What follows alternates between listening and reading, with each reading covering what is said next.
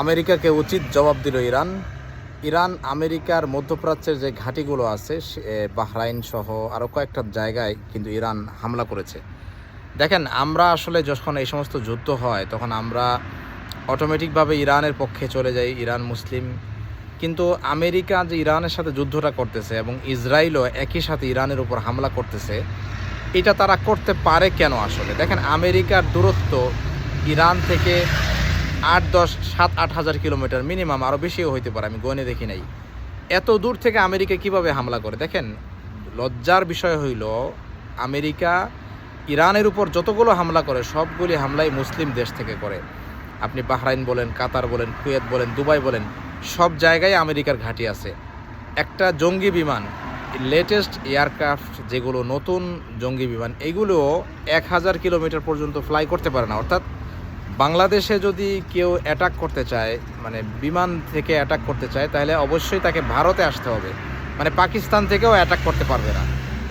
So America, যেটা পৃথিবী থেকে বিচ্ছিন্ন দূরত্ব একটা জায়গায়, সেইখানে আমেরিকা মধ্যপ্রাচ্যের মুসলিম দেশগুলোকে বলছে যে আমাকে সুযোগ দাও, আমি তোমাদেরকে নিরাপত্তা দিব। এই কথা বলে সে ঘাঁটি বানাইছে।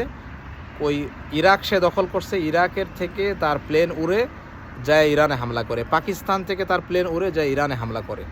সো মুসলিম শাসকগুলি এগুলি যে উলঙ্গ, এর আগে আমি বলছিলাম বাংলাদেশ আর্মি তারা যেমন রয়ের কাছে নিজেদের মা বোনদেরকে দিয়ে দেয়, এই তো মুসলিম দেশগুলি আমেরিকার কাছে নিজেদের মা বোনদেরকে এরকম তুলে দিছে, নিজের দেশের সার্বভৌমত্বকে তুলে দিছে। আমেরিকাকে যদি মধ্যপ্রাচ্যের কোনো দেশ সুযোগ না দিত, তাহলে কিন্তু আমেরিকা ইরানের উপর হামলা করতে পারতো না। সো প্রত্যেকবার যে হামলা আমেরিকা করে, যে কোনো না কোনো মুসলিম দেশ থেকে আমেরিকা তার রিফুয়েল করে, তারপর সে হামলা করে। অপরদিকে ইসরায়েলও তার অস্তিত্বের হুমকি মনে করে ইরানকে, কারণ ইরান যতদিন টিকে থাকবে ইসরায়েল ততদিন পর্যন্ত মানে স্বস্তির নিঃশ্বাস ফেলতে পারবে না।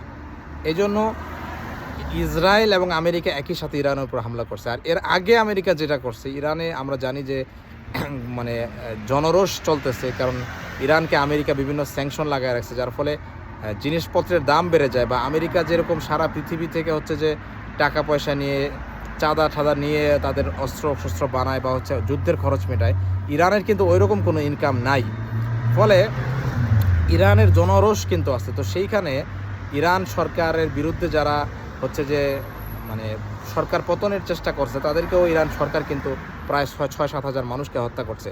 সো আমেরিকা চাইছিল ওইভাবে ইরানের যে বর্তমান বিপ্লবী সরকার সেটাকে উৎখাত করার জন্য।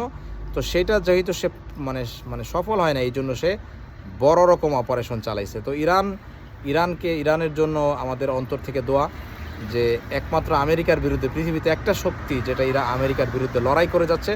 কিন্তু এই যে এই লড়াইয়ের ফলে ইরান যেটা করতে পারে সেটা হলো, ইরানের যে হরমুজ প্রণালী আছে, ইরান কিন্তু এটা আটকায় দিতে পারে। তো এটা যদি আটকায় দেয়, পৃথিবীর যত মানে তেলবাহী জাহাজ সেগুলো আটকায় যাবে, এবং এইটার কারণে তেলের দাম পৃথিবীতে বেড়ে যাবে 2-1 দিনের মধ্যেই, আগামীকালই বেড়ে যেতে পারে। সো তেলের দাম যখন বাড়বে, তখন পৃথিবীর প্রত্যেকটা পণ্যের দাম বাড়বে। সো এইটা পৃথিবীর মানুষের উপর কিন্তু ব্যাপকভাবে প্রভাব পড়বে। তো আপনারা এই ব্যাপারে কি মনে করেন, যে আসলে আমেরিকা বা ইরান যুদ্ধের পরিণতিটা কি হইতে পারে? এই বিষয়ে আপনাদের মূল্যবান মতামত জানাবেন। আবার পরবর্তীতে ভিডিও দেখা হবে আপনাদের সাথে। ভালো থাকবেন, আল্লাহ হাফেজ।